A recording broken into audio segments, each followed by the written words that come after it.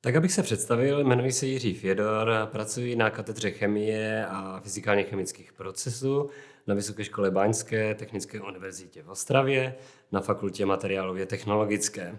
Od roku 2001 jsem pracoval vlastně na katedře ochrany životního prostředí v průmyslu, která byla vlastně integrována v roce 2022 do již zmíněné katedry.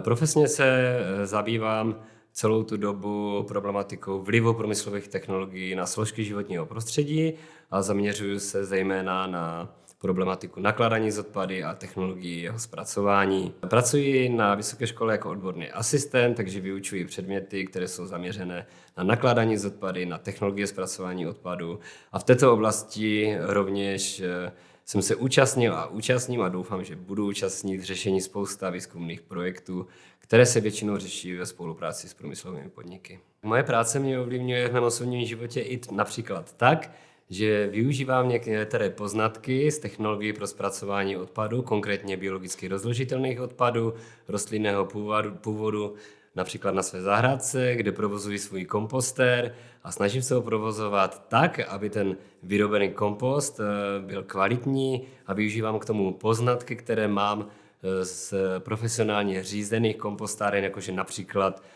provádím pravidelnou aeraci nebo provzdušňování kompostu za účelem dostatečného množství kyslíku, který je tam potřeba, že provádím pravidelné zavlažování, udržuju prostě vlhkost kompostu, který je důležitý pro správný průběh kompostování.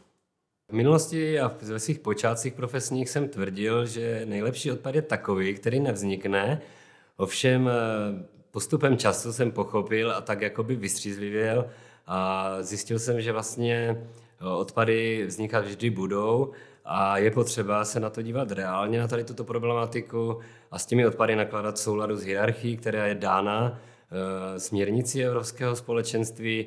To znamená, že odpady, které vzniknou, tak zkusit nejdříve opětovně využít, jako například použít zrcátko z automobilu do jiného automobilu, protože zrcátko z automobilu jakoby z autovrak je odpad. Pokud tam vzniká nějaké množství odpadu, které nelze opětovně použít, tak ho v souladu se zákonem využít a to přednostně materiálově, tedy tento odpad recyklovat, to znamená přetvořit ten odpadní materiál na nějakou hmotu pro jeho další výrobu nebo pro další výrobu nějakých výrobků. A pokud tento odpad nelze takto materiálově využít, tak zkusit využít něco, co je neviditelné a co je uvnitř a co je významně hodnotné, a to je energie, která je ukrytá v tomto odpadu, a zkusit tuto energii získat pro účely výroby energie, například tepelné, případně energie elektrické. Co se týká produkce množství vznikajících a vyráběných plastů historicky, tak okolo roku 1950 se vyrábělo v Evropě zhruba asi 1,5 milionu tun plastu, když to v roce 2020 je ta statistika taková, že se vyrábělo zhruba 360 milionů tun plastu, takže ten nárůst výroby plastu je tak obrovský, že s tím samozřejmě souvisí i obrovský nárůst plastového odpadu, což je veliký problém v současnosti pro země nejen Evropské unie. Co se týká materiálové recyklace plastu, tak ta funguje u nás v České republice tak, že ten obsah těch žlutých kontejnerů se vlastně doveze nebo odveze na dotřiďovací linku, kde se tento materiál rozstřídí na jednotlivé druhy plastu. A ty jednotlivé druhy plastu, některé z nich jsou potom dobře a ve velké míře recyklovatelné a recyklovány bývají skutečně. A to jedná se o PET lahve zejména, které se tam objevují ve velkém množství a jedná se o polyetylonové folie, sáčky a podobně. Co se týká třeba PET lahví, tak z nich se nejčastěji vyrábí umělá vlákna. Je to celosvětová záležitost, ve všech vyspělých zemích světa to takto provozují.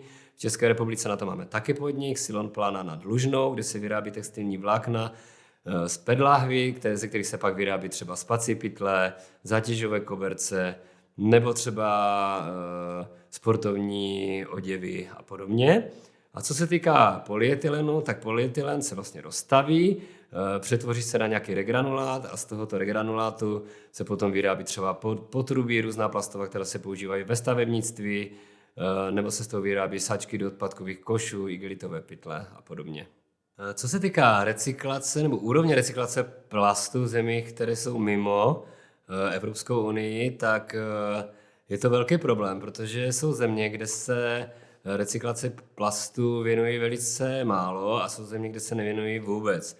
Jako příklad mohu uvést třeba Spojené státy americké, které produkují nejvíce plastu na obyvatele na světě, ale co se týká úrovně recyklace, tak je tam velice nízká a téměř polovinu svého plastového odpadu vyvážejí do různých zemí. A jsou i příklady studií, které uvádějí, že Spojené státy americké vlastně odkládají nebo vypouštějí plastové odpady do oceánu a moří. Jako příklad ještě můžu uvést zajímavost, že Spojené státy americké zabírají pouze 4% celosvětové populace, ale produkují zhruba 17% celosvětové produkce plastu.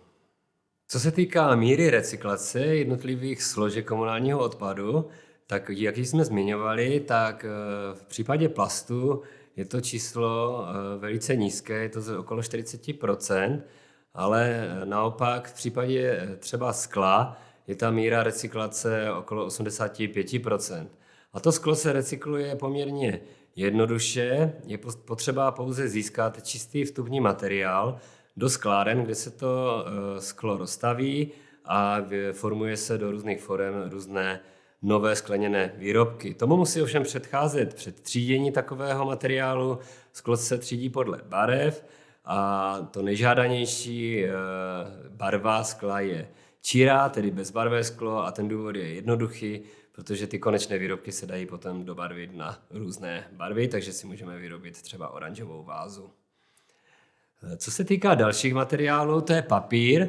Papír je rovněž recyklovan v poměrně vysoké míře, zhruba okolo 70% se sbíraného papíru se recykluje a přichází do recyklačních závodů a ta technologie je velice jednoduše řečeno spočívá v tom, že se ten papír nadrtí, vloží se do vodní lázně, kde se rozmíchá, vytvoří se taková mokrá kaše, kde se mechanicky odstraní nějaké izolepy, vazby, kovové součásti magnetickým separátorem a tento materiál, tato kaše se rozdělí technologicky na materiál s dlouhými celulózovými vlákny a s krátkými celulózovými vlákny a ten materiál s dlouhými celulózovými vlákny potom odchází na takové obrovské lisy, válce, kde se lisují obrovské role recyklovaného papíru. A máme vyrobený papír pro další výrobu, pro další papírové výrobky. Ten druhý podíl, kterého je méně, zhruba asi 40%, s těmi krátkými celulózovými vlákny, již není recyklovatelný a většinou odchází buď na skládku, anebo po odvodnění a vysušení do energetických jednotek. A posledním materiálem jsou kovy. Tak kovy se většinou sbírají ve sběrnách kovových surovin, kde se rozdělují na jednotlivé druhy, jako jsou železné kovy, hliník a podobně. A tyto materiály většinou odcházejí do hutních nebo metalurgických závodů k dalšímu zpracování. Další využitelnou složkou komunálního odpadu je biologicky rozložitelný podíl komunálního odpadu, zejména rostlinného původu. Tento biologicky rozložitelný podíl pochází zejména ze zahrad, u rodinných domů anebo z vilových příměstských částí a také rovněž ve městech z údržby městské veřejné zeleně. Tento odpad ve městech většinou končí na městských kompostárnách a co se týká obcí, tak většinou tento odpad je buď svážen na městské kompostárny, anebo si občané vyrábějí kompost samostatně. Po kompostu je poměrně velká poptávka. Od roku 2020 je ve většině měst kompost již v letním období vyprodán. Co se týká nízké úrovně recyklace odpadních materiálů v České republice, to není důvod, proč bychom měli vlastně uvažovat o tom, že nemá smysl třídit odpad, protože určitě má smysl třídit odpad, protože odpadové hospodářství je dynamicky se vyvíjející obor a neustále vznikají nové a nové technologie pro zpracování odpadu. To znamená, že pro odpad, který dnes nemáme využití, klidně můžeme za rok, za dva mít technologii pro jeho zpracování a využití a tento odpad budeme potřebovat právě ve vytříděné formě. Co se týká materiálu, které se sice separují, ale není pro ně jakoby technologie pro jeho recyklaci v současnosti, jako je například sklo, tak takové méně hodnotné sklo nebo ostatní sklo, které je třeba částečně znečištěné, tak máme vyvinutou technologii pro výrobu pěnového skla, což je porovitý materiál s vysokou tepelnou odolností a tepelnou izolační schopností, takže se využívá jako izolační materiál, užívá se jako materiál pro výstavbu základových desek při stavbě budov nebo jako pro výrobu střešní krytiny. Co se týká třeba těch již zmíněných plastů, ostatní plasty, které tady momentálně nemáme pro ně technologii pro jejich materiálovou recyklaci, tak nejčastěji využíváme tak, že se stává součástí alternativních paliv pro cementárny, případně pro energetické závody, což je velice aktuální a to množství požadovaných těchto plastů bude v blízké budoucnosti stoupat, jelikož mnohé konkrétní elektrárny, tepelné elektrárny, které používají jako palivo černé uhlí, budou v budoucnu přecházet a již na to mají naprojektované spalovací pece, budou přecházet na alternativní paliva vyráběné z odpadu, jejich součástí právě tyto plasty jsou. V poslední době, co se týká plastových obalů, se velice rozmohly takzvané kombinované obaly, které se skládají z více druhů materiálu a jsou velice obtížně recyklovatelné nebo spíše nerecyklovatelné. To, z jakého materiálu se ten obal vlastně skládá, se dá poznat z recyklačních symbolů. Ty recyklační symboly vlastně vyjadřují, z jakých třeba 2 nebo 3 druhů materiálu ten obal je složen. A recyklační symbol sice zní tak, že by vlastně ten odpad měl být recyklovatelný, ale v podstatě, co se týká kombinovaných obalů, tak recyklovatelné jsou jenom tetrapakové obaly, které se skládají z hliníku a papíru. A tyto obaly se většinou recyklují 2 způsoby a tetrapakové obaly se stávají součástí nebo jako vstupního materiálu do recyklačních linek papíru, kde se rozvlákní stejně, jak se rozvlákňuje odpadní papír a získává se z toho vlastně papírová hmota a odděluje se od hmoty hliníkové. Druhý způsob recyklace tetrapaku je, že se tento tetrapak lehce zahřeje a slisuje se do takových desek, které potom se používají ve stavebnictví, má to obdobu sadrokartonu. Dalším ještě typickým materiálem, který hojně používáme a který separujeme do žlutých kontejnerů, jsou PET láhve. A ty PET láhve se skládají z několika druhů materiálu a přesto je můžeme takto hodit do kontejneru a přesto takto přicházejí do recyklačního závodu. Recyklační závody si dokáží poradit s tímto materiálem, který se skládá z víčka, který je z polyetylenu a skládá se z PET, z polyetylen tereftalátu, který potřebujeme získat jakoby čistý.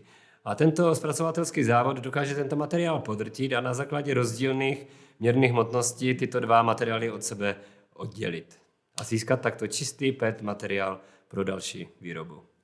Máme ještě tedy celou řadu kombinovaných obalů, které jsou jako takové nerecyklovatelné a proto bychom při jejich odkládání na místo k tomu určené měli v případě, že na těch odpadech je naznačeno, že jsou složeny z více druhů materiálu, se snažit tyto materiály sejmout nebo zkusit oddělit od sebe. Jako typický příklad je třeba skleněná láhev s plastovým víčkem, tak bychom měli toto plastové víčko sejmout a odděleně vlastně tento odpad vložit do kontejneru. Podobným příkladem může být také třeba jogurt, kdy vlastně hliníkové víčko rovněž je potřeba sejmout a odděleně tento materiál vlastně odkládat na místo k tomu určené. Co se týká financování celé problematiky nebo celého systému recyklace odpadu, tak je to velice odlišné podle jednotlivých druhů odpadů. Co se týká například elektrozařízení pocházejících z domácností, tak ten recyklační poplatek je již vlastně zahrnut v prodejní ceně toho výrobku. Takže výrobci vlastně platí již dopředu za recyklaci výrobku, který jednou ukončí svoji životnost. Co se týká například obalových materiálů, tak obalové materiály vlastně jejich zpracování financuje podle zákona u nás firma Ecocom, nebo společnost Ecocom, která je vlastně financována přímo výrobci těchto obalovaných materiálů, dostává od nich jakousi finanční sumu a společnost Ecocom jako společnost kolektivního systému vlastně financuje systém třídění a systém recyklace těchto odpadů. Do současnosti ta situace byla taková, že společnost Ecocom ve velké většině financovala pouze systém třídění, systém instalace sběrových nádob po celé České republice, ale do systému recyklace investovala jenom minimum peněz. Ale na to konto, že ta situace tady taková vlastně je, tak je už vlastně dohoda s recyklačními závody, že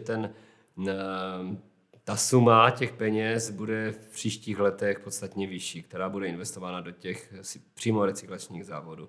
Takže zde i by mohl nastat nějaký výraznější posun v zavádění nových technologií pro recyklaci. Největší složkou komunálního odpadu je směsný komunální odpad pořád ještě. A jak se s tímto směsným komunálním odpadem nakládá? Nakládá se s tím v různých zemích Evropské unie různě. Jsou země Evropské unie, jako je třeba Švýcarsko nebo Dánsko, kde se směsný komunální odpad zhruba ze 75% energeticky využívá pro výrobu tepla a elektrické energie. A jenom malé množství takového odpadu se ukládá na skládky. Takovou výjimkou a takovou zajímavostí je Švédsko, kde se energeticky využívá větší množství odpadů, než se v Švédsku vyprodukuje. Je to dáno tím, že je tam vysoce vyvinutá síť právě zařízení pro energetické využití odpadu a protože odpady lze pro účely využití převážet přes hranice státu, tak si Švédsko tady tento odpad energeticky hodnotný dováží z jiných zemí. V České republice je situace taková, že směsný komunální odpad se zpracovává zhruba z 20% energeticky a zhruba z 80% se ukládá na skládky.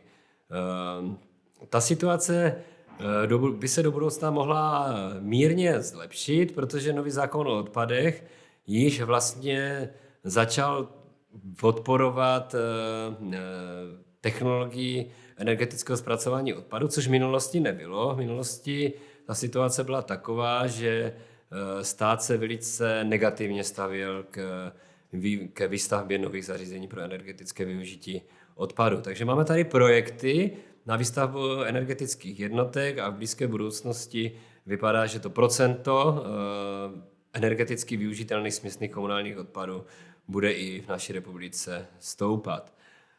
Problém se zpracováním směsného komunálního odpadu zásadní je ten, že, jak jsme slyšeli, tak v naší zemi se velké procento, až 80% ukládá na skládky, ale my od roku 2030 budeme mít zákaz ukládání takového směsného komunálního odpadu na skládky a bude možné ukládat na skládky pouze odpad, který není využitelný. To znamená, že směsný komunální odpad bude muset projít jakousi úpravou, tak, aby se z tohoto odpadu získaly ještě nějaké využitelné složky a z tohoto odpadu směsného komunálního nám zůstane nějaký podíl, který bude dále již opravdu nevyužitelný, nazve se zbytkový a tento již na skládku bude moci být uložen. Ale předpokladem je, že z toho celkového množství směsného komunálního odpadu se ještě alespoň 50% nějakých z těch složek získá, které budou jakýmsi způsobem dále využitelné.